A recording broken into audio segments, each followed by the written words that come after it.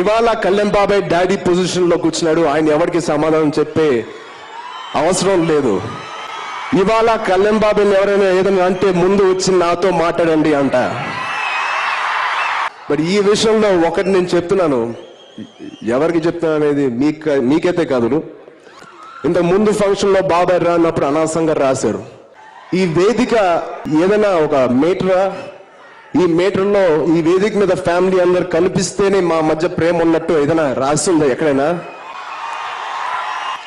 నా next cinema ఆడియోకి బాబాయ్ రాకపోవచ్చు, బట్ అది ఒక రీజన్ గా తీసుకుని మీడియా అది రాయడం చాలా తప్పు. బట్ రాసిన ఇప్పుడు నాకు ఎంట్రుక.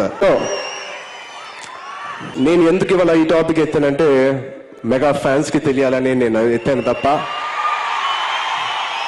మళ్ళీ మమ్మల్ని అందరినీ ఎవరు విడగొట్టలేదు. 35 సంవత్సరాల బంధం ఎవరు విడగొట్టలేడు.